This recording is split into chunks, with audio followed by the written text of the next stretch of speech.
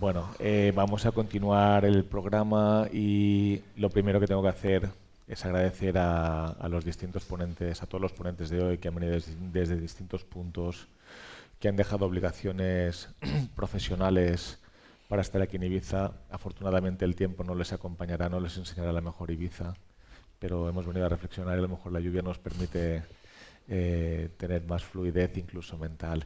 La mesa de ahora, pues obviamente si Abad comercializa, si la comercialización es una pieza importante, pues tenía que hablar de estas cuestiones un poco legales, de responsabilidad, prácticas del entorno online y de las plataformas. Y sinceramente creo que hemos tenido la gran suerte, hemos tenido una baja eh, de Edmundo Rodríguez por una cuestión de una compañera suya que ha hecho que tenía que quedarse en una sala y no ha podido venir, pero hemos convocado a tres personas con un perfil altísimo para hablar de estas cuestiones.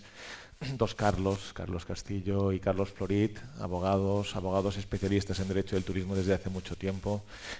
Carlos está en la asesoría legal, es director legal de Deloitte en Palma.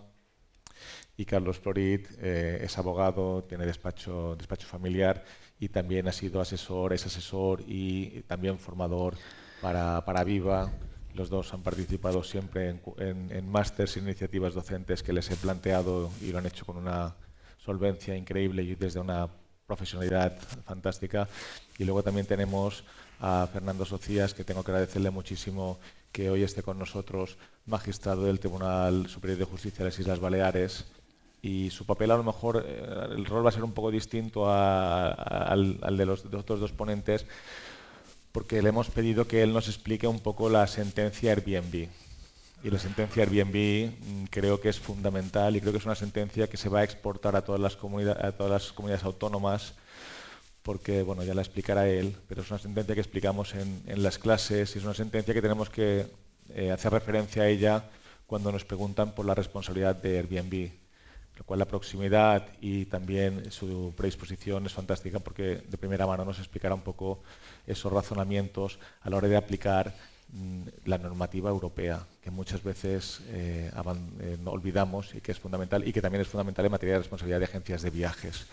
Entonces, yo por mi parte os agradezco muchísimo vuestra participación y asistencia, a los demás ponentes también. Tenemos un día apasionante de lluvia, pero apasionante. Y Carlos, si te parece, abrimos un poco una primera ronda y después podemos comentar con el público entre nosotros lo que pueda surgir. Muchas gracias. Gracias, Joan, por permitirme estar aquí una vez más con vosotros, gracias a la asociación y a PIMED. La verdad es que cuando me dijeron que tenía que compartir mesa con un magistrado de nuestro TSJ y un magistrado de la Audiencia de Navarra, me sentí como Julio Salinas en el Dream Team, jugando con Laudrup y con Romario. La verdad es que, bueno, se ha lesionado Romario y nos han traído a Guardiola, que también es un ilustre jurista y un gran compañero, con lo cual, bueno, intentaré meter algún gol con la espalda como hacía nuestro querido Salinas. Yendo y haciendo un poco de introducción al tema que nos ocupa, sí que me gustaría diferenciar, porque quizá el ámbito en el que estemos de pie a ello, la responsabilidad de las OTAs y la responsabilidad de portales y plataformas. Porque OTAs no creo que haya muchas aquí. OTAs, cuando me refiero a OTAs, ya no Booking o Expedia, que son OTAs con un nicho más B2B, sino a Logitravel o Destinia, que pueden tener ya más un B2C, incluso aun teniendo el nicho B2B. Pero al final la responsabilidad de las OTAs la sabemos, es muy estricta, está regulada en la Ley de Viajes Combinados, en otra normativa sectorial, y al final es una responsabilidad solidaria y muy reglada. La responsabilidad de los portales y plataformas, que yo creo que es un poco más el ámbito que tenemos aquí, en Ibiza al final, empresas que se dedican a la intermediación, a poner en contacto a propietarios y a usuarios.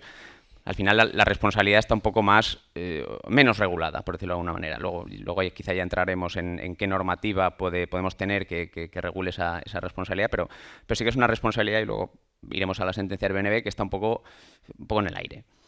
¿Y qué tipos de responsabilidades? Yo creo que dos ámbitos muy conocidos entiendo que todos los que estamos aquí. Una responsabilidad administrativa, pues todos hemos sufrido pues, inspecciones, bien sea de consumo, bien sea de turismo, en el ámbito en el que nos encontramos, tanto en el ámbito de las OTAs como en los portales y plataformas. En el ámbito de las OTAs, al que estoy más acostumbrado, pues cualquier OTA así un poco relevante que podamos gestionar sus asuntos, nos podemos encontrar con expedientes administrativos,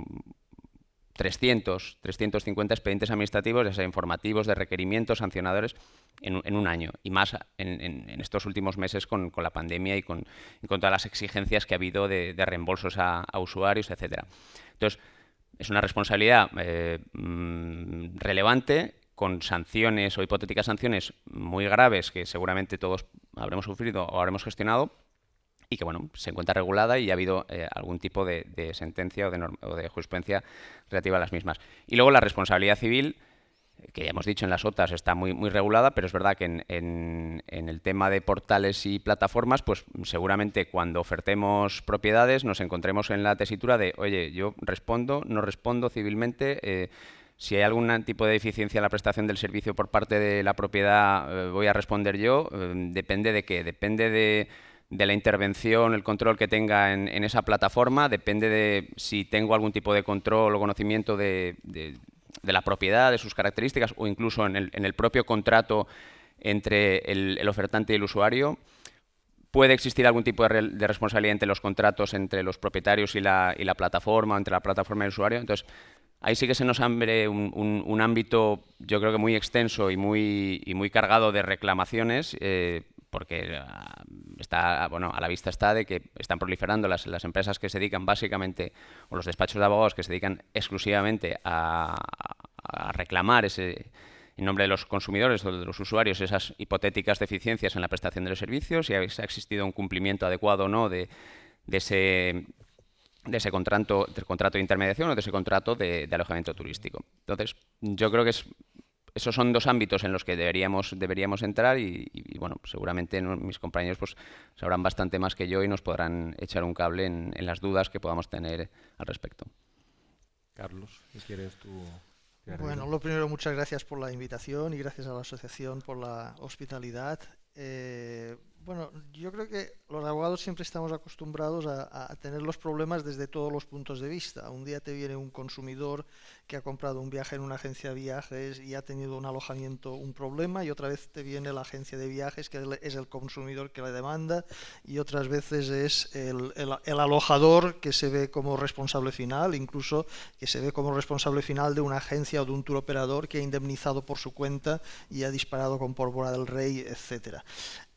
De momento, la experiencia propia que tengo, sobre todo en Aviva, solo tenemos agencias de viajes tradicionales y por lo tanto todavía tenemos poca experiencia o pocos casos de problemas derivados de la comercialización online o de consumidores, o sea, de agencias no tenemos que tengan esa actividad.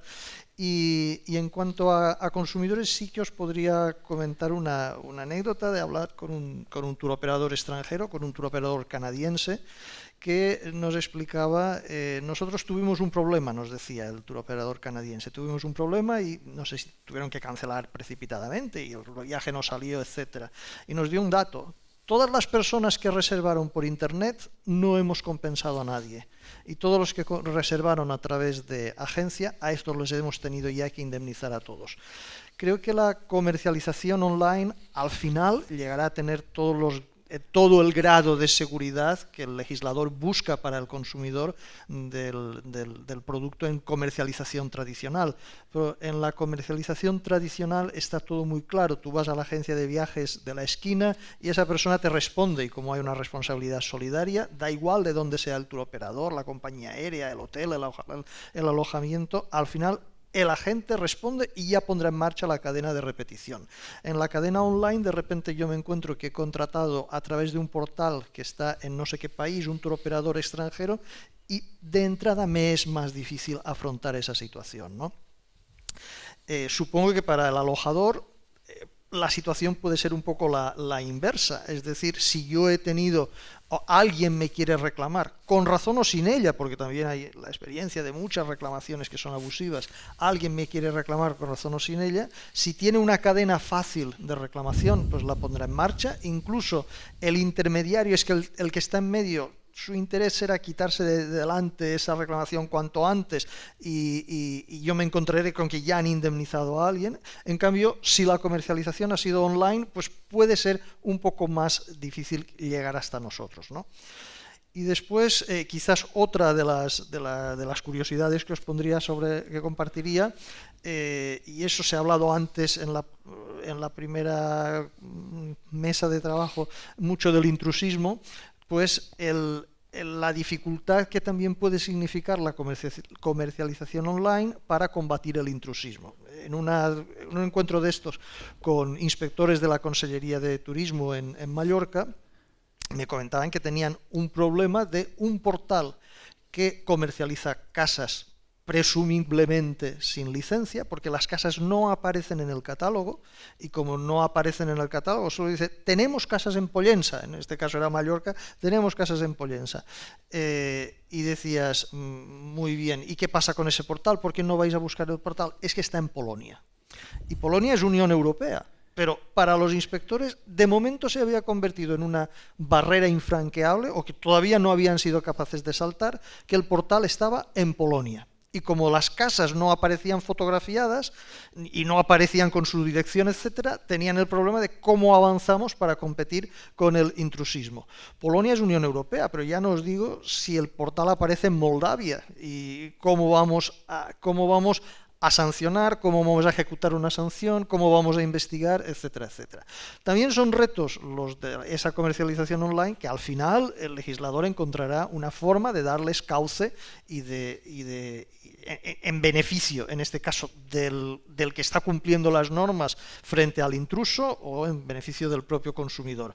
Pero eso sería quizás una primera aproximación de cuestiones que os comento. Bien, Fernando, en ese ecosistema de OTAs, portales, aparecen las plataformas o prestadores de servicios de la sociedad de la información, y cuesta decirlo.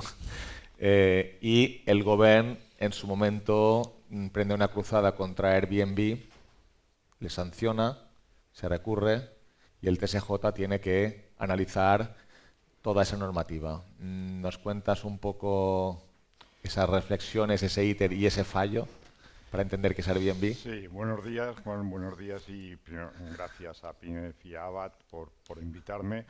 Bien, desde luego sí, me hablas de la sentencia Airbnb, pero yo creo que de esta sentencia no se trata aquí de explicarla en detalle, entrar en aspectos jurídicos, sino de ahí sacar una serie de reflexiones. Como tú has dicho, la cuestión era relativamente sencilla, es decir, la ley balear de turismo imponía a las canales de comercialización y de oferta turística, las plataformas online también, una serie de obligaciones, entre ellas la obligación de que en la plataforma figurase el número de registro de la vivienda vacacional.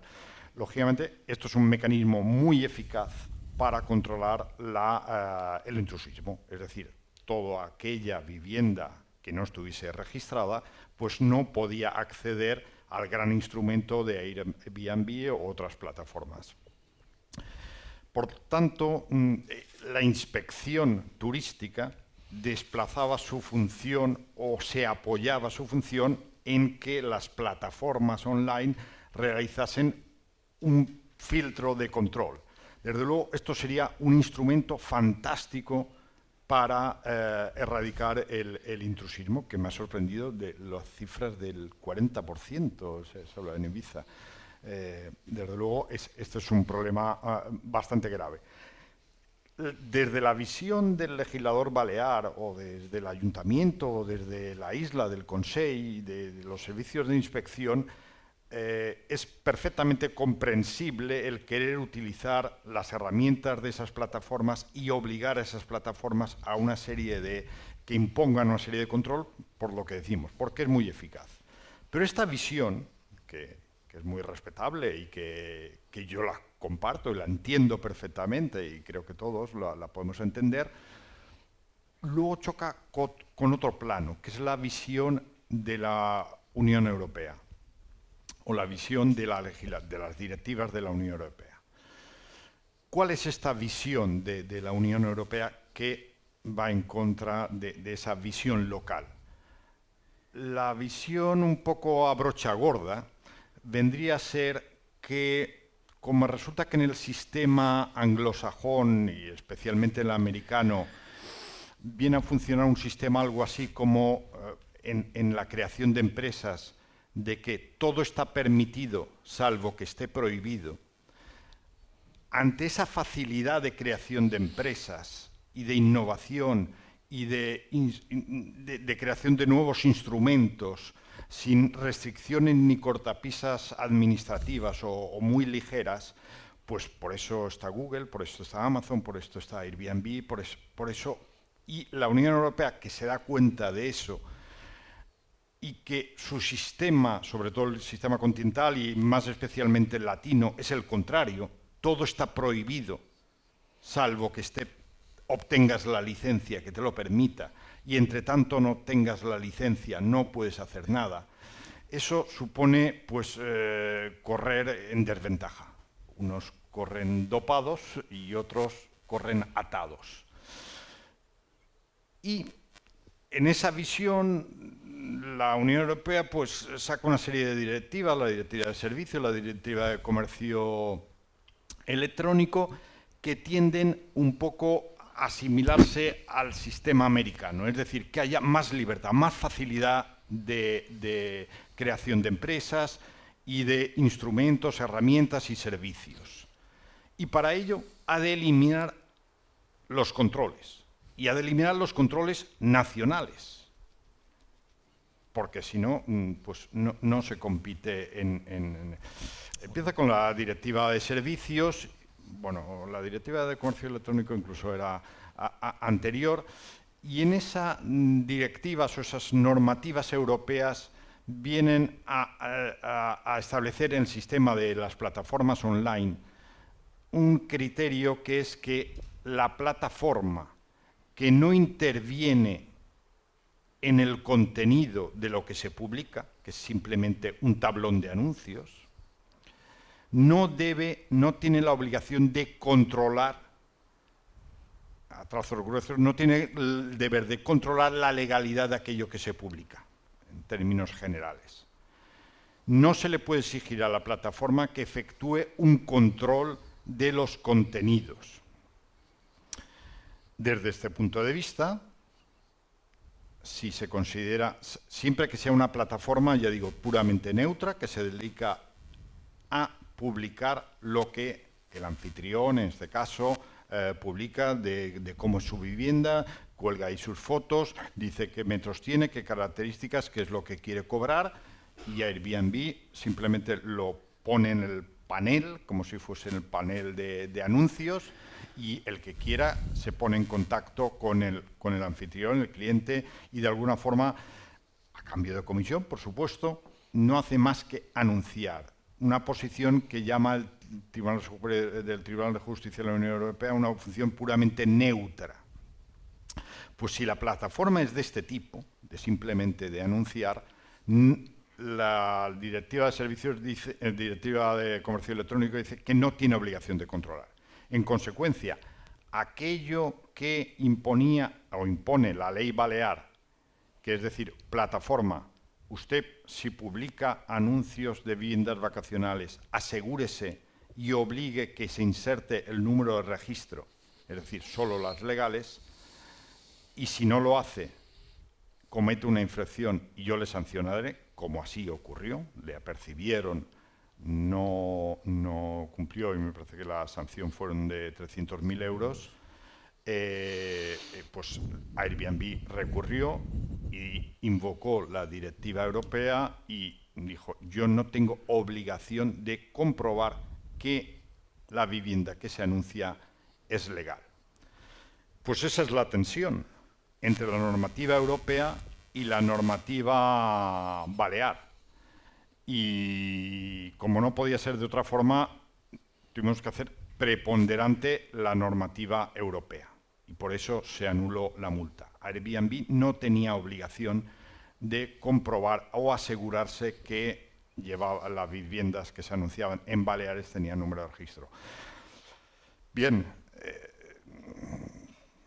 comprendo que desde el punto de vista del que comercializa viviendas vacacionales legales, desde luego esta sentencia le hace bastante daño. Pero no quiero más que poner de manifiesto los dos planos enfrentados. El plano de interés de la Unión Europea de que este tipo de plataformas tengan libertad de funcionamiento, y viene a decir los controles que deben hacerse de otra forma, no obligando a que sea la plataforma la que realice el filtro previo, sino que ustedes, administraciones, diríjanse a los anfitriones, a los que ofrecen la vivienda, y compruébenlo desde allí. Desde luego, yo comprendo que eso, para la estrategia de la inspección turística, es un daño enorme. Pero, ya digo, fue esa sentencia que pusimos en el Tribunal Superior de Justicia de Baleares, no era el criterio de otros tribunales nacionales, como especialmente el de Cataluña, pero luego el Tribunal Supremo ha confirmado nuestro criterio. Yo creo que es por donde vamos a ir. A partir de ahí hay un abanico de posibilidades de las cuales podremos hablar, etcétera. Concretamente hay uno que creo que sí que es útil, que es lo que sí permite la directiva o la interpretación de la directiva, es que las autoridades nacionales, la Administración, en este caso las inspecciones de turismo, se dirijan a esa plataforma indicándole individualmente que determinadas ofertas las retire porque no son regladas. Es decir, la plataforma no tiene obligación de hacer un control, un filtro exhaustivo o generalizado de todas las ofertas, pero sí debe atender a los requerimientos individualizados que le haga la inspección. Por ahí, tal vez, podría buscarse alguna solución. Un poco, este es el problema grave, lo comprendo, pero este es un poco en términos generales del panorama. Si os parece, podemos situar el debate en esas dos opciones. Además, en la sala hay gente que se dedica a la inspección de turismo. Bueno, por una parte, cuál debe ser la actuación de la Administración, y luego, si queréis, también el sector, cómo ha acogido esa diferenciación tan importante. Vuestros clientes, que son comercializadores tradicionales, que hacen un esfuerzo precisamente porque su oferta sea legal y dan la cara, pues claro, esa distinción que se crea, ¿cómo se puede compensar o equilibrar o reducir al menos esa diferenciación que ha puesto Fernando sobre la mesa? Claro, el sector siempre recibirá todo lo que sea que Airbnb gana. En términos generales, el sector considera que pierde. Es decir, si estamos hablando de sector hotelero, porque ve el intrusismo. Si hablamos de la asociación, o sea, de las viviendas vacacionales registradas, porque ven el intrusismo. Si hablamos de las agencias de viajes, porque ven que eso potenciará todavía más la comercialización por Internet, que es algo que hace mucho daño a la agencia tradicional, ¿no? Y también lo verán con una cierta pasividad, es decir, o con una cierta resignación, más que pasividad, resignación. Es decir, es que las directivas dicen lo que dicen y por lo tanto no se puede ponerle puertas al campo desde una normativa autonómica cuando la legislación de las directivas dice otra cosa o dice lo contrario exactamente. Por lo tanto, yo diría el sector o los sectores o los subsectores lo ven con una cierta resignación y con una cierta preocupación. En ese sentido, Airbnb de alguna forma ha revolucionado la comercialización y todo el que no está dentro pues lo ve como un problema que le está creciendo, ¿no? Es decir, en ese sentido.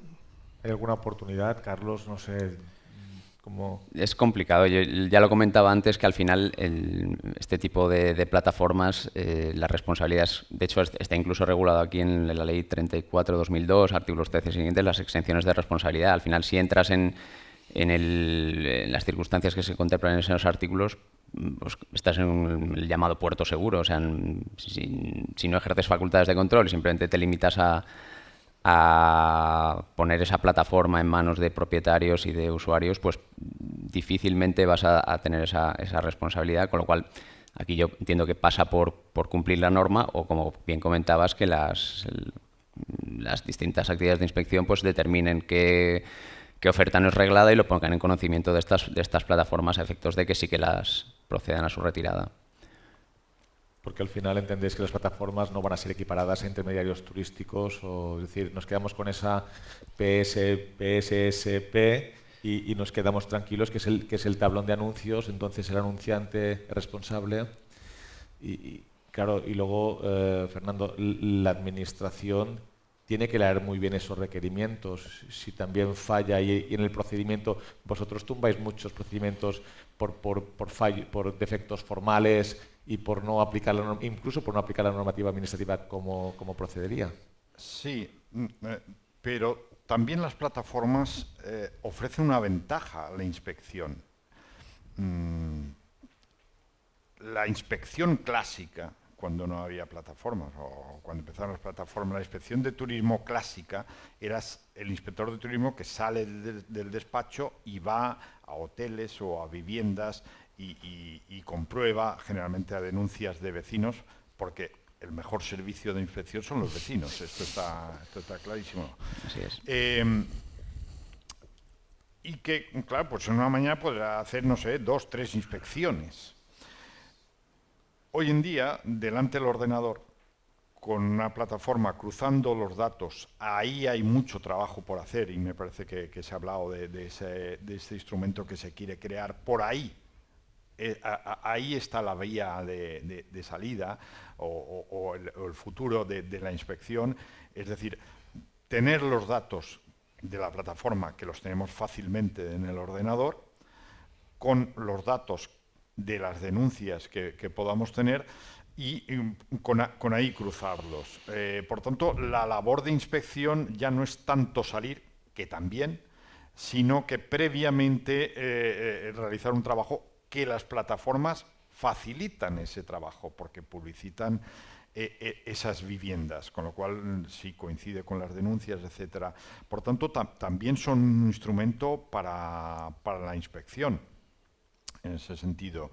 En cuanto al procedimiento, inevitablemente, aparte de el dato documental que ofrezca la plataforma, luego habrá que ir a comprobar, pero de alguna forma ya vas un poco más sobre seguro en este tipo de denuncias. De luego, harían falta más inspectores y para atajar la oferta ilegal.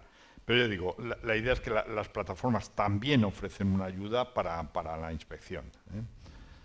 Porque estamos de acuerdo que las buenas praxis no bastan para imponer la bondad en el mercado, ¿no? O sea, vosotros que representáis Al menos en un país latino, no. No. Al menos en un país latino, no. Eso es muy cierto lo que dice, es decir, la plataforma te puede estar dando a ti el catálogo hecho de lo que se está publicitando. El problema es cuando ya, como en el caso que os decía de Polonia, no se publicita, no hay un catálogo publicado y dicen, tú dime qué tipo de vivienda, que yo te encontraré una vivienda vacacional del tipo que tú quieras, ¿no? Entonces, claro, ahí nos planteábamos qué ocurre si el inspector se hace pasar por un consumidor y dice, ¿qué viviendas tienes que tengan, y buscas más o menos unas características que piensas que van a ser las más conocidas? Sí, somos familia, 2 niños, no sé qué, lo buscamos para estas fechas, y te pasan 3 o 4, y entonces con esas 3 o 4 tú empiezas a tener tienes un primer elemento para buscar identificarlas, si es que te pasan la dirección, porque igual te pasarán fotos, pero no te pasarán tampoco la dirección. Puedes conservar esas fotos para ver cuando tenga denuncias de vecinos, a ver qué me dicen o qué no me dicen. Y una de las dudas que se planteaba era si incluso eso sería, entre comillas, como el delito provocado. Es decir, yo como funcionario de la administración soy el que induzco a que me estés dando a que estés cometiendo una irregularidad o me estés denunciando una irregularidad, lo cual genera ese espacio. También creo que plataformas que no publiquen el catálogo intuyo que son pocas, es decir, que la mayoría sí que identificarán mucho más, por lo menos las fotos de las casas, para después de eso compararlo, pero necesitarás la otra actividad, es decir, las denuncias de los vecinos, las denuncias de los vecinos, porque tú no tendrás un inspector en medio de una urbanización viendo aquí creo que entran extranjeros, aquí creo que salen extranjeros. Es decir, será necesaria la denuncia en algún otro sitio.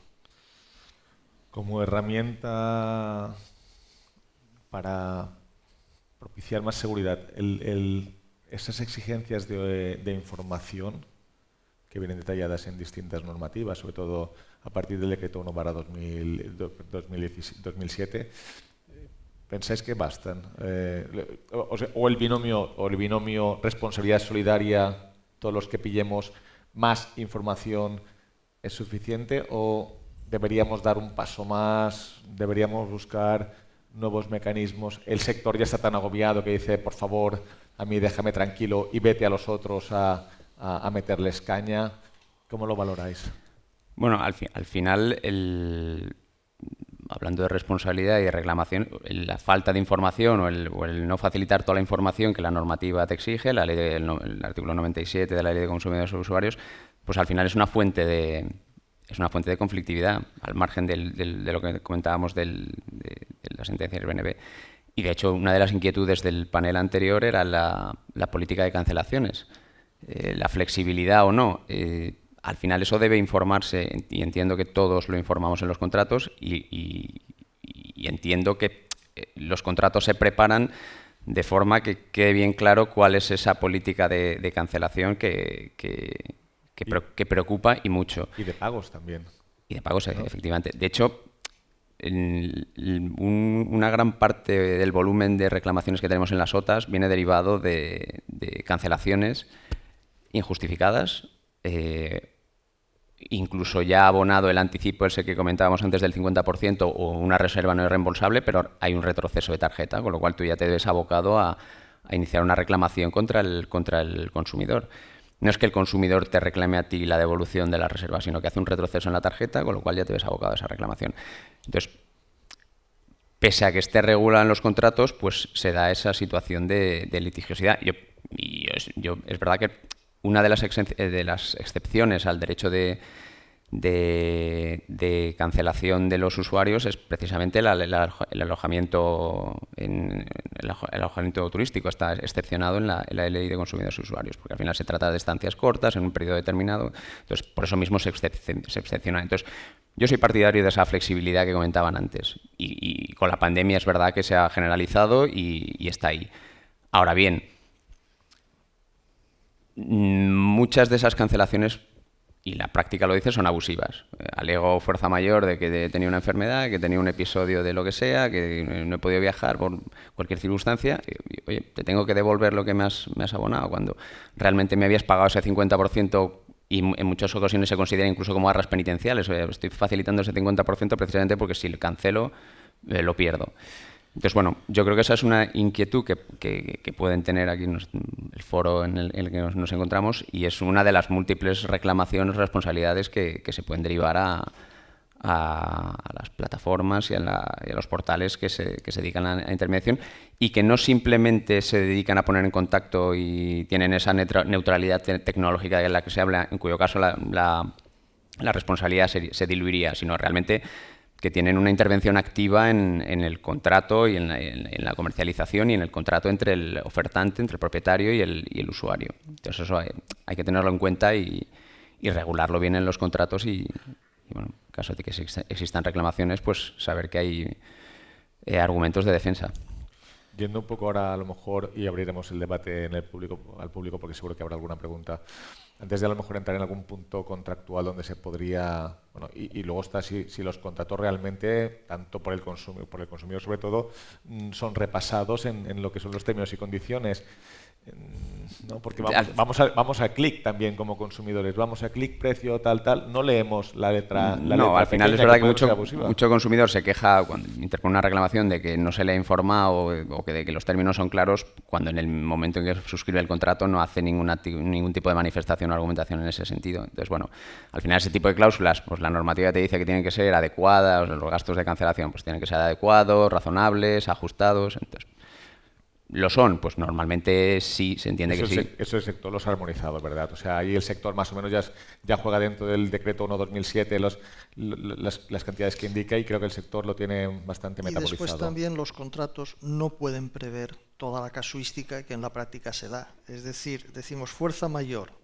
No tiene nada que ver que alguien tuviera un viaje a Nueva York para el 12 de septiembre de 2001 a que, y eso es un caso de alguien que quiso cancelar porque tenía un viaje a Los Ángeles 2 o 3 meses después del 11 de septiembre y canceló. Y bueno, ahí la jurisprudencia el juez le dijo, el miedo es libre, si usted sigue teniendo miedo para ir a Los Ángeles 3 meses después del 11S, bueno, pues usted tiene miedo, pero no tiene derecho a cancelar y que le devuelvan el dinero por fuerza mayor, porque en Los Ángeles tal, no hay fuerza mayor. Pero ahí podríamos tener un elenco de casos, pues cuántos días después y a cuántos kilómetros de donde ha pasado el problema consideramos que está justificado cancelar o no cancelar. O en Niza, que hubo, en París, que hubo atentados terroristas, ¿vale? Y si tú en lugar de tenerlo en París lo tienes a Londres o lo tienes en París pero el mes que viene, o incluso lo tienes en París dentro de 15 días o la semana que viene. Ha habido en una discoteca, pero eso no significa que ahora sea más peligroso viajar a París que cuando hiciste la reserva, que sabías que en cualquier ciudad europea podía haber un atentado terrorista, ¿no? Los contratos no pueden prever, al final tienes, como la ley, tienes que dar unos principios y tienes que tratar de aplicarlos con un cierto sentido común. También los abogados, si nos viene el cliente a reclamar, tenemos que hacer ese esfuerzo de decirle al cliente, no, eso no tiene sentido, no vamos a poner un pleito por eso, porque no tiene sentido. Sí, perdón, sí. Y en este punto yo también quería destacar la gran desventaja que hay entre los dos tipos de empresas. La empresa turística, la agencia clásica, agencia de viajes, incluso las OTAs, y la que estamos hablando, Airbnb. Porque como resulta que el Tribunal de Justicia de la Unión Europea no ha considerado que sea una empresa turística, sino es una empresa de la sociedad de la información,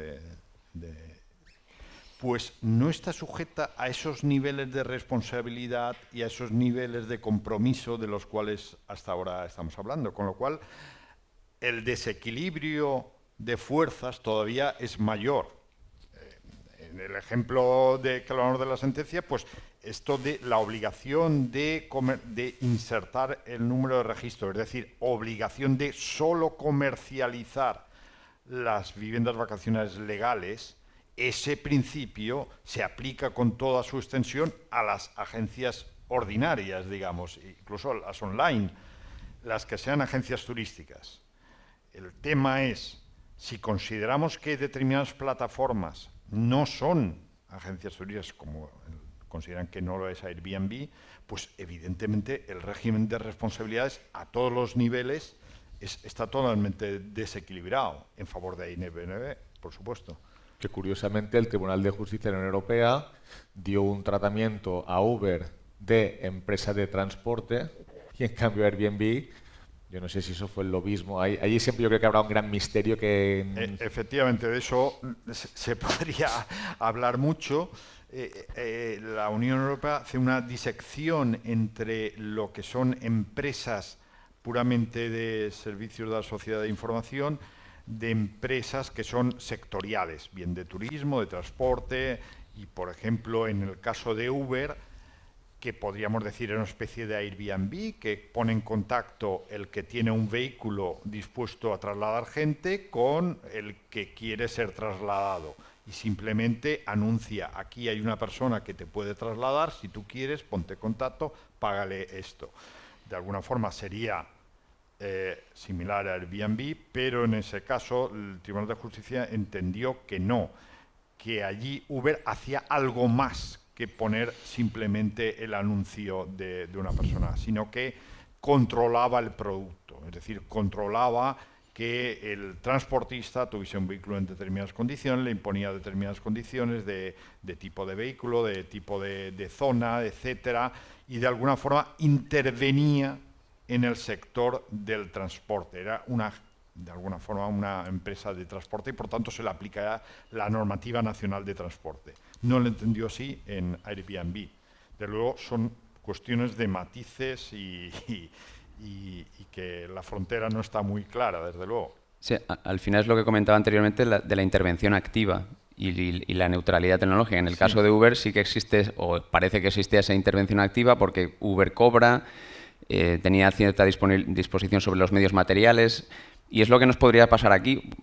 Y por poner un ejemplo, un accidente en una vivienda vacacional porque se derrumba una barandilla y tengo lesiones.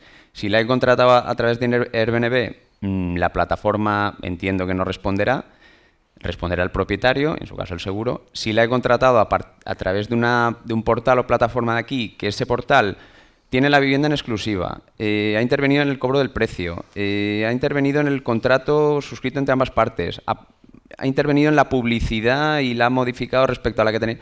Entonces, ahí sí que ha tenido una intervención activa y seguramente, como responderá del adecuado cumplimiento del contrato, responderá solidariamente con la propiedad. Entonces, son matices, como bien dices, pero que son muy relevantes porque, claro, te cambia totalmente el régimen de responsabilidad. Claro, sí.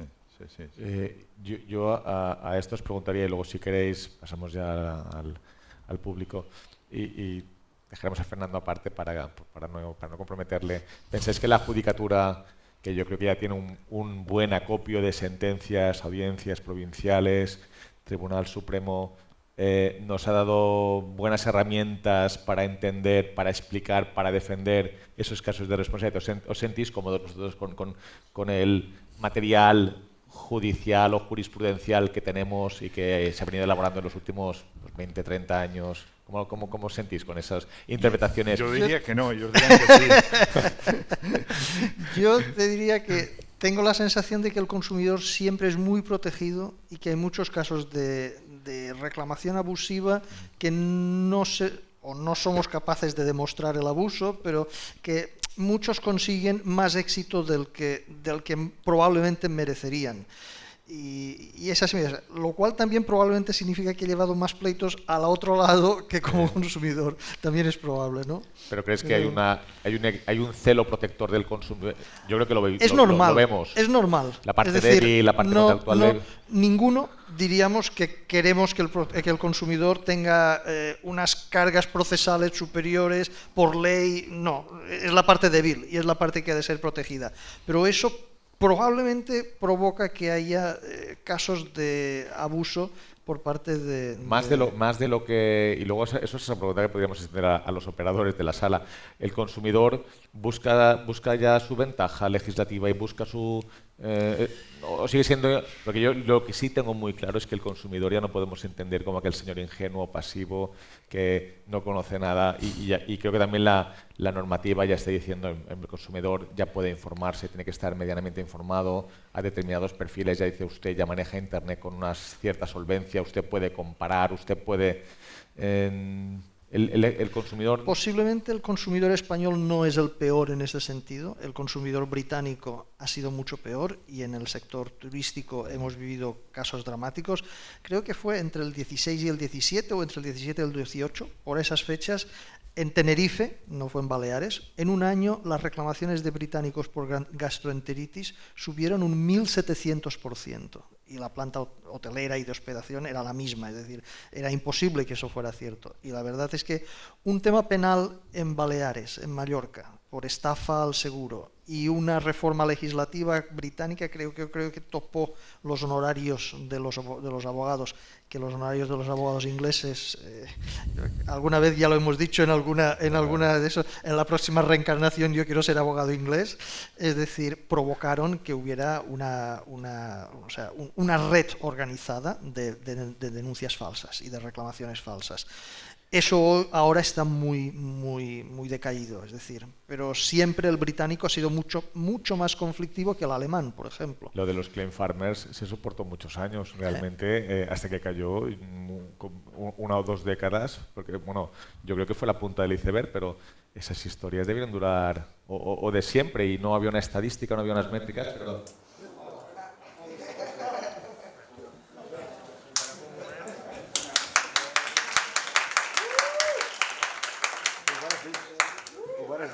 Vaticinando, ¿Por qué dius res? No solamente no hay sol, sino que hay tormenta y les deja... Això és de seguretat. Entonces, No podem fer res. No, està clar. Son las emergencias. pero lo que decíamos, ¿no? ¿Qué herramientas hay también contra... Se oye, ¿verdad? ¿Qué herramientas hay contra esos abusos por parte de los consumidores? Que aquí también, al ser AMAR, vamos a poner que también queremos protegernos de... Salvo honrosas excepciones, nosotros teníamos muchos el daño de agencias físicas, de OTAs, más de 300, 400 al año, y es verdad que la justicia es muy pro consumidor y es así. Y un claro ejemplo es temas de viajes combinados, los motivos personales ya no son motivo de cancelación del viaje no es una causa, simplemente el artículo 160 te dice que tienen que circunstancias inevitables y extraordinarias en el lugar de destino o en las inmediaciones que frustren el viaje. Antiguamente, o sea, la antigua redacción del 160 sí que en este tipo de casos de enfermedad personal, pues sí que lo consideraba como causa de fuerza mayor, pero ahora no. Y los pasajeros, los consumidores siguen planteando esa causa como causa de cancelación del viaje sin necesidad de indemnizar y tal. Entonces, la justicia, pues en un 90%, si hay una lesión o si hay lo que sea, pues al final le da la razón. Cuando hay seguros de cancelación de viaje o seguros de anulación que cubren esas contingencias. El problema es que los seguros muchas veces también después has de acabar demandando los seguros porque te dicen que no te cubren en ningún caso. Es decir, los seguros tendrían que ser la solución natural a ese problema. Tenemos en la sala gente, a eso quería ir, es decir, una litigiosidad que a lo mejor con un plus de 20 euros en el paquete o 30 euros tal permitiría solventar esa cuestión siempre y cuando pues, la aseguradora sea consciente, esté todo detallado, se cumpla el problema es que litigar ahora, porque al final son todas reclamaciones de importes, de hecho no llegan a la audiencia, son de importes inferiores a 2.000 euros que no necesitan abogado y procurador, o al final o vas a un success fee, con lo cual si litigar no te cuesta dinero, al final vas a litigar y al final colapsados, ¿no? y como van sin abogado y procurador, el juez tiene también una tendencia a suplir que el pobre consumidor va sin abogado, sin asistencia, no le voy a aplicar una preclusión de aportación de documentos, lo que sea, que también tiene esa ventaja procesal al final añadida. Así es. ¿Otros mecanismos extrajudiciales que el sector pudiese implementar para descargar a la judicatura de esos asuntos que al final son expedientes y que colapsan ¿hay alguna posibilidad? Teóricamente está el arbitraje, pero yo no sé tu experiencia. Bueno, yo prefiero siempre someterme a tribunales que someterme a arbitrajes. En Cataluña sí que hay, creo, un arbitraje obligatorio, pero en general, al final, las reclamaciones que hay en consumo, lo único que consiguen es sancionar a las empresas y el consumidor, al final, no, si la empresa no le quiere devolver el dinero, por mucho expediente de consumo que haya, no se lo va a devolver. Entonces, a veces los arbitrajes de consumo lo que son es, vale, o sea, el propio inspector puede decir, bueno, si pagas, yo archivaré. Sí. Si os ponéis de acuerdo, yo archivaré. Con lo cual son un medio de presión para que haya el acuerdo. Pero bueno, claro, al final lo que no puede ser es que la administración se meta en el contenido de los contratos, de la relación jurídica que tú mantengas con el consumidor, que es lo que está haciendo. Correcto. Eso es un despropósito, ¿verdad? Cuando entramos ahí a analizar y a tener que tenga la administración que categorizar o calificar contratos. De hecho, hay mucha no, pero alguna normativa autonómica, no sé si es de Castilla y León o de qué plaza, que se meten en cómo deben ser los contratos y a regular los contratos. Eso luego a efectos de aplicación de la ley, que hemos comentado un poco antes de entrar, a veces tienes que aplicar cosas muy surrealistas, aunque sea para decir esto es ilegal o es... ¿Cómo se gestiona esos experimentos legislativos? Y no, y no sé si hablaremos de zonificación o no, no sé si nos dará tiempo, pero... El primer problema de los experimentos legislativos es que son 17 experimentos legislativos en el marco nacional. Este es el principal problema, ¿no? Y me imagino que las asociaciones o empresas a nivel nacional pues deben andar locas teniendo que ajustarse a la reclamación, que la materia de consumo es inspección autonómica, por tanto vienen con legislación y criterios autonómicos que sean distintos en cada sitio. Esto desde luego ha de ser un problema bastante importante. Y en lo que se hablaba de que efectivamente la posibilidad de reclamar sin abogado del procurador, efectivamente esto más los despachos estos generalistas que se anuncian por la tele o por la radio, que si usted paga una cuota de no sé cuántos al mes, esto son las dos instrumentos que hacen que haya muchas reclamaciones que vayan a los juzgados, y que lo deseable desde luego sería que acuerdo entre las partes, pero bueno, la mediación por tercero, arbitrajes, no, tristemente no ha funcionado. Bien, no hemos entrado en temas internacionales que dejamos para el maestro de ceremonias Felipe Alba. Perdón, no sí, sé si... y ahora vamos a entrar en, nos evitamos lo internacional porque luego viene una mesa que moderará Felipe, mi compañero Felipe. Vamos a, si queréis, tenéis alguna pregunta, alguna inquietud. Perfecto, sí, Roberto. Buenos días, gracias por vuestras intervenciones. Yo simplemente quería hacer al señor Florieto una pequeña aclaración. Yo soy propietario de Coibiza. Coibiza es una agencia de viajes, independientemente de tener también el epígrafe de inmobiliaria, y pertenezco a Viva. Y somos receptivos y estamos especializados única y exclusivamente en el alquiler de viviendas turísticas vacacionales, aquí en Ibiza. Entonces, simplemente un comentario. La gran problemática que hemos tenido este verano y los últimos anteriores con situaciones de cancelaciones, fundamentalmente difieren en que las agencias de viajes, cuando actúan alquilando, como puede ser un tour operador, lo hacen a nivel de paquetes combinados o de viajes combinados, en el cual meten un avión, meten un alquiler de coche y meten un alquiler, en este caso, de vivienda. Cuando hay una cancelación, sea en Reino Unido, sea en Alemania, sea en Holanda, de cualquier tipo de vivienda, entonces entra esa responsabilidad de la agencia de cara al cliente porque le han vendido un paquete turístico y ellos te reclaman a ti esa responsabilidad que ellos tienen en sus países. Reclaman a ti como agencia española.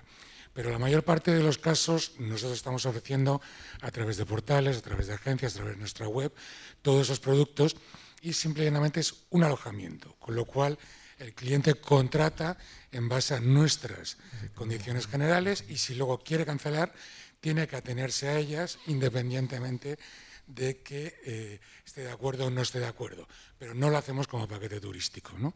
Entonces yo creo que ahí está un poco esa diferenciación a la hora de que la agencia de viajes sí le da más seguridad al cliente final a la hora de contratarlo, pero siempre y cuando sea como paquete turístico y no como alojamiento puro y duro, ¿no? Independientemente del seguro que tenga cada agencia como tal, ¿no? Simplemente es una puntualización de experiencia propia, en este caso como agencia de viajes, ¿no? Roberto, si Correcto. quieres, hacemos entre servicios sueltos y paquete. Correcto. Creo que es muy interesante a lo mejor dedicar los minutos a esos dos escenarios, Correcto. Carlos. Es decir, yo cuando hablo con Aviva en Palma, siempre que hemos contado le he dicho, haced publicidad de este hecho, de que si se contrata un paquete a través vuestro, vosotros, el consumidor, tiene una protección inmediata y frente a la tentación del cliente, o la tentación, o el hábito de yo cojo un hotel por internet, yo cojo un vuelo, no sé qué, si eso lo hace a través de una agencia, es trabajo para vosotros, es negocio para vosotros, pero eso tiene una ventaja para el consumidor que es una protección.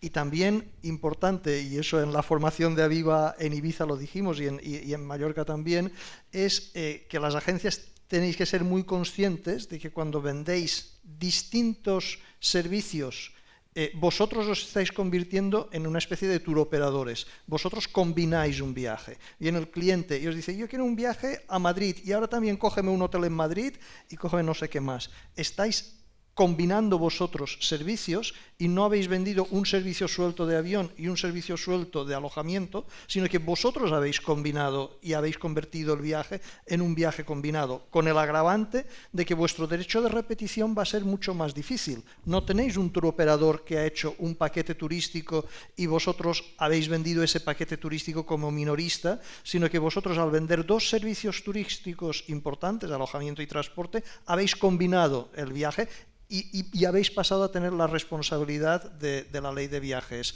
combinados. Pero sí que es cierto que si vendéis un servicio suelto, absolutamente suelto, sin combinar con otros, entonces es evidente que aquí la responsabilidad de la ley de viajes combinados no entra para nada. Y yo la verdad es que no he visto así, o sea, en la jurisprudencia eso está claro, se entiende que no es viaje combinado. Es más, yendo a lo que comentábamos anteriormente, el único supuesto que yo pueda tener controlado de que respondería un intermediador, una plataforma que publicita o que intercambia alojamientos turísticos, es que en la propia plataforma diera la opción de contratar o comercializar servicios vinculados. Por ejemplo, un rentacar. En ese caso, si el servicio vinculado fuera material, tuviera unas características, o sea, creo que es la valoración más de un 25% del servicio principal, sí que la propia directiva de viajes combinados, que es el artículo 23, mete a las empresas de intermediación en ese saco de agencias de viajes y les aplica la misma responsabilidad solidaria y todas las restricciones o las obligaciones relativas a los viajes combinados. Los paquetes dinámicos son un invento de las directivas de la normativa europea. ¿Pensáis que la normativa europea se queda como tenemos y por lo tanto ese marco es ineludible y va a ser difícil cambiarlo? Es decir, esa luz europea que tenemos en materia de derecho del turismo, derecho de la intermediación turística, viajes dinámicos, se queda ahí.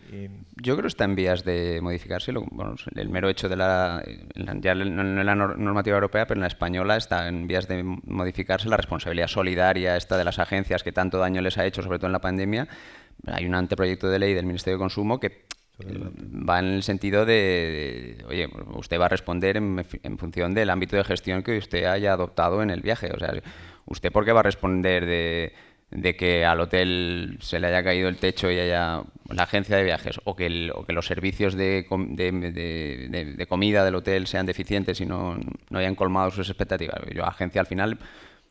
Y es más, lo que comentabas tú anteriormente, hoy en día cuando contratas un paquete o un hotel o lo primero que haces es irte a internet a ver qué tal está ese hotel. O sea, no hace falta que la agencia te informe, pese a que tiene obligación, sino que tú al final tienes las herramientas para conocer el estado del hotel, el estado del destino, etcétera. Para que nos inviten el año que viene, la sentencia Cuoni que dice trabajador del hotel que viola a la turista. Bueno, es un teaser para el año que viene para que Roberto nos vuelva a invitar. Esa sentencia también marca un... Sí, claro, peligroso, la agencia tiene que responder de lo que haga un empleado del hotel en un momento Sí. Pero no lo contamos tal y el año que viene nos invitan, volvemos a Ibiza con sol y con... Lo del ámbito de gestión estaba en la letra de la ley, responderán en su respectivo ámbito de gestión. Y había bastantes sentencias, todavía en los años 90, que exoneraban a la minorista. Es decir, ahora eso ya es porque imposible. es verdad, hay un viaje a Cuba y resulta que en Cuba el hotel es un desastre o resulta que tal, es decir, el minorista ¿qué responsabilidad tiene? Es decir, yo te he vendido un paquete de esa gente, de este tour operador que te ha dado transporte, alojamiento, todo. Si ha funcionado mal, es el tour operador el responsable. Bien, un minuto para una breve conclusión por parte de los tres. Sí, no hay ninguna, entiendo que no hay más preguntas. Sí, vale, bueno, seremos rápidos, prometido. Pregunten, Ayara, que luego estás en una mesa. Hola. Ah, sí, se oye. Estoy en una mesa, pero no tendremos aquí al señor Socias. Bueno, el coffee break. Venga, dispara. Hay que aprovechar. Seré rapidísima. Yo soy directora insular del Consell, llevo la parte de intrusismo y ordenación turística. Y respecto a la sentencia de Airbnb, efectivamente la ley turística pretendió desplazar la obligación que tiene la administración a una empresa, llámese Airbnb, llámese HomeAway, llámese como sea, y esto no puede ser, porque al final la administración con esto lo que hacía era escaquearse de su responsabilidad, que es inspeccionar y sancionar. No podemos delegar esta responsabilidad. También es cierto que la Directiva de Comercio Electrónico te dice que si bien no es responsable la plataforma, siempre y cuando una autoridad le requiera, debe ceder todos los datos suficientes para identificar al anfitrión, para poder llevar a cabo sus labores inspectoras, etc. Esta directiva es del año 2000. Estamos en el año 2021. Yo creo que en el año 2000 ni nos imaginábamos que tendríamos los teléfonos que tenemos ahora todos en el bolsillo, y esto hace que muchas veces quede limitada la actuación por parte de la administración, y no sé qué solución se podría plantear para no delegar esta potestad, que debe ser de la administración y no puede ser de otra manera, pero que muchas veces no hay herramientas suficientes para combatirlas. Sí, la respuesta no lo sé, no sé cuál es la solución, pero me imagino que a raíz de estas sentencias del TJUE con Airbnb, algo se moverá en la comisión. Es decir, yo entiendo que los lobbies, grupos de presión, y especialmente los de países turísticos, España, Italia, Grecia, Francia, algo tendrán que hacer, algo tendrán que incidir en que haya un cambio de esa directiva, o aprovechando alguna que otra directiva, un poco para facilitar ese mecanismo de control a esas empresas que quedan ahora totalmente blindadas. Con esa sentencia han quedado limpias y sin ninguna responsabilidad. Yo creo que eso tampoco ha de ser así. Y por tanto, creo que algo se moverá en ese sentido, y algo ha de presionar España y otros países. Efectivamente, una vez que no se puede utilizar la herramienta de la plataforma para que ésta efectúe el control, queda muy debilitada la función de la inspección, pero antes lo apuntaba. Yo creo que lo que pasa es que no tengo experiencia práctica sobre qué resultados da, si responden o no responden las plataformas a peticiones de la inspección. No lo sé, pero la legislación o la normativa europea sí permite que las autoridades nacionales, y en este caso la administración autonómica, se dirija a la plataforma y le haga requerimientos individuales, se entiende, es decir, vivienda por vivienda, no masivas. Y esas sí se deben atender. No lo sé, no desconozco si la inspección lo hace o no obtiene resultados, o si lo piden, como esto debe ser Airbnb Irlanda, supongo que la respuesta llega tarde y al final no es un sistema eficiente. No lo sé. Yo sí lo sé, porque lo hacemos, sí. Y sí responden. De hecho, nosotros desde el Consell firmamos un convenio de intercambio de datos con Airbnb para que nos cedieran los datos de los anfitriones para poder sancionar. Está funcionando bastante bien, nos han cedido bastantes datos, y en algunos casos lo que pasa es que incluso el propio Airbnb tiene los datos falsos. Falsos, claro, efectivamente. Entonces, Airbnb no tiene el deber de comprobar la autenticidad de los datos, ni siquiera de que la casa existe. Y claro, desde ese punto de vista, que este era el núcleo, ¿no? Es decir, que sí, que el control que debía hacer Airbnb. Una vez que descartado que debe controlar todo, lo que sí debe facilitar información, pues celebro que esa comunicación ¿Que es con Airbnb Irlanda o Barcelona? No, el convenio es con Irlanda. Con Irlanda. Pues celebro que eso funcione, porque yo era consciente al momento de dictar la sentencia de que dejabas desarbolada todo el servicio de la utilidad del servicio de inspección. Firmamos el convenio antes. Sí, pues no, sí, me imagino, porque tampoco no lo veían ellos, no lo tenían muy claro, no. Y otras plataformas sí, plataformas sí que accedieron a insertar el número de registro, no sé Sí. cuáles.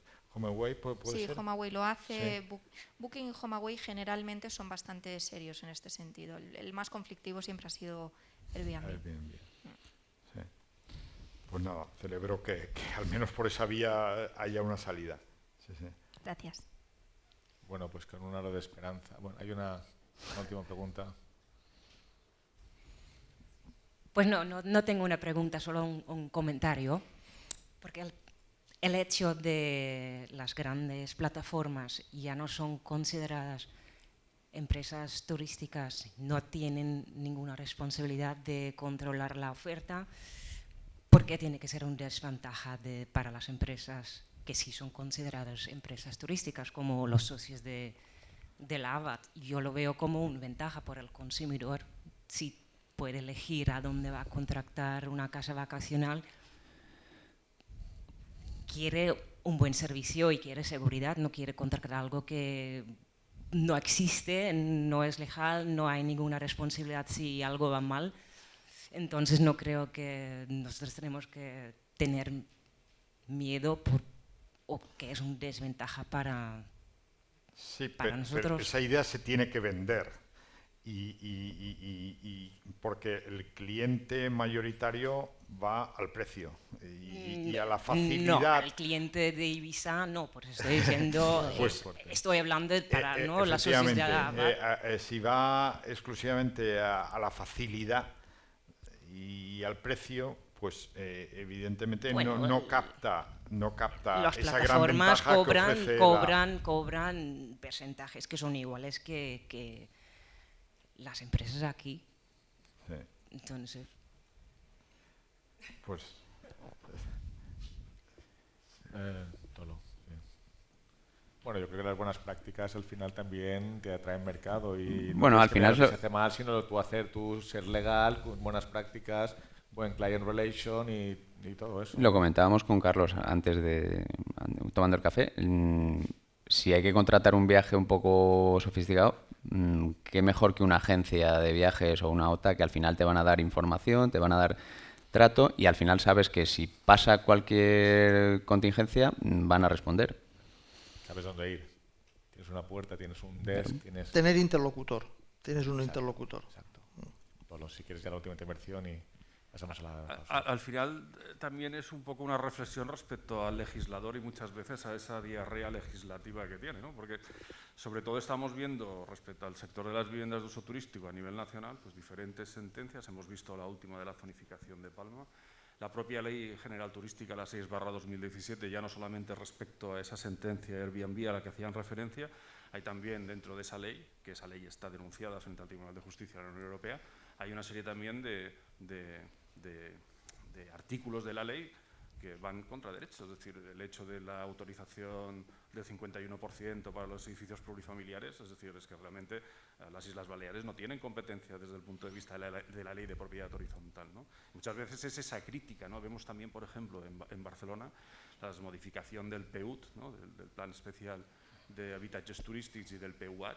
Bueno, vamos por el camino de 120 contenciosos administrativos que ha perdido la administración, ¿no? Y al final uno llega a la conclusión de decir qué barato sale para la administración y para el legislador realmente el sacar decretos y leyes que después no se ajustan a derecho. Bueno, de eso creo que daría lo de las zonificaciones, creo que para otra ponencia. Para otra ponencia, para que el año que viene, efectivamente, que a lo mejor Ibiza habrá avanzado, entonces, esperando el año que viene, volveremos, ¿no? Pero al final la tensión vuelve a ser la misma, la visión local, insular o autonómica versus la versión europea. En la zonificación también pasa lo mismo. Al considerar lo que es una actividad de servicios que se ampara con la Directiva de Servicios, total libertad, se ha suprimido lo que era la licencia previa por la declaración responsable. De eso también podríamos hablar mucho, porque al final la declaración responsable, al ligarla a un registro y un número de registro, se ha convertido en una especie de licencia, que es lo que no se quiere. Bueno, en fin, podríamos hablar mucho, pero efectivamente volvemos otra vez en esa tensión, ¿no? del interés local, perfectamente entendible, con la normativa europea. Esa sentencia es un ejemplo más de esa tensión. Bueno, pues aquí vale, Chisco, un minuto, la última reflexión y...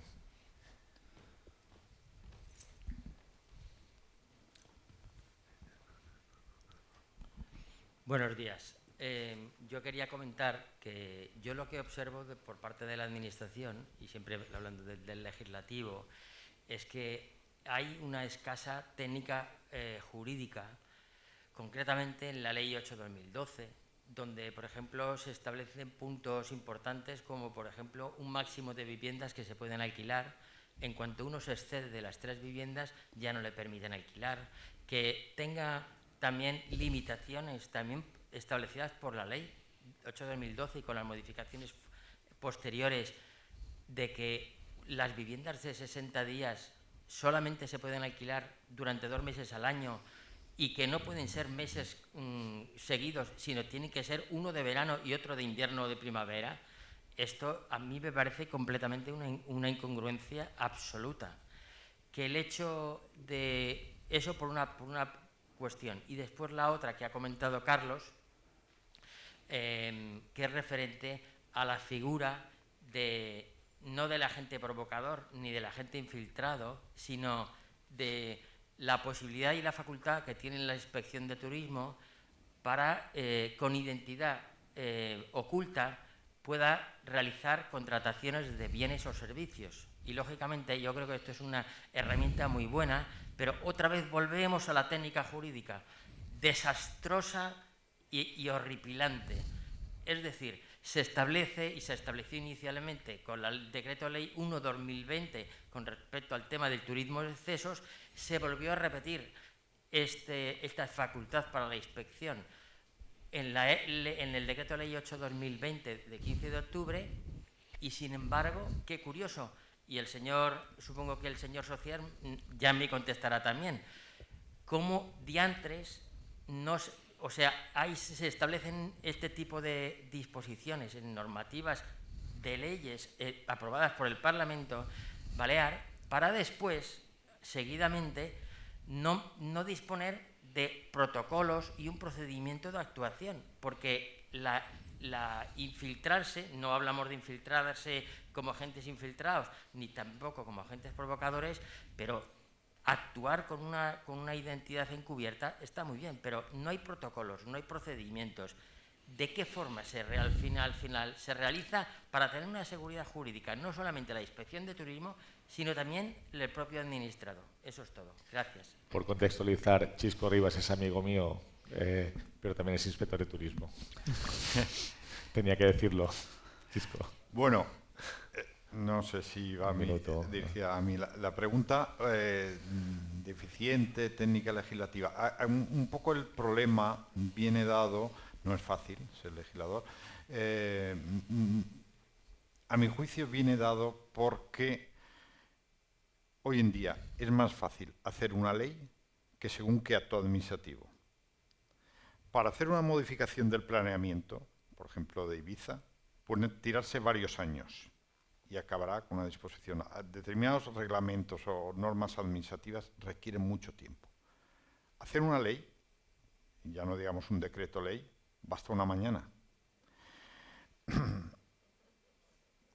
Con lo cual resulta que tenemos que una norma que se puede hacer en 10 minutos así, sea la norma fundamental y al cual los tribunales no podemos doblegar, porque nosotros en la jurisdicción contencioso administrativa podemos anular actos administrativos, podemos reglamentos, pero con la ley hemos topado, allí tenemos que aplicarla, interpretarla, si hay dudas y tal, pero y tal.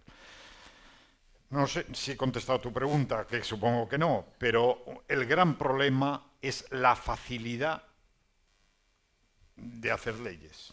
Y por tanto se hace por vía de ley lo que en muchas ocasiones sería normas reglamentarias o planes o lo que sean, pero que llevarían y seguramente requerirían más maduración y más, por ejemplo, el tema de reglamentos, la necesidad de que haya una participación pública de las asociaciones y todo el mundo dé su opinión, los ayuntamientos y los consejos opinen. Para hacer un Real Decreto Ley no hace falta escuchar a nadie, se hace en un momento. Por eso vienen esos defectos en ocasión de técnica legislativa y de incongruencias. Es que no hace falta un procedimiento de elaboración tan maduro como determinadas disposiciones de la Administración. Bueno, pues que las leyes estén en buenas manos, como el café que nos vamos a tomar ahora. Muchas gracias por vuestra atención. Continuamos. Gracias.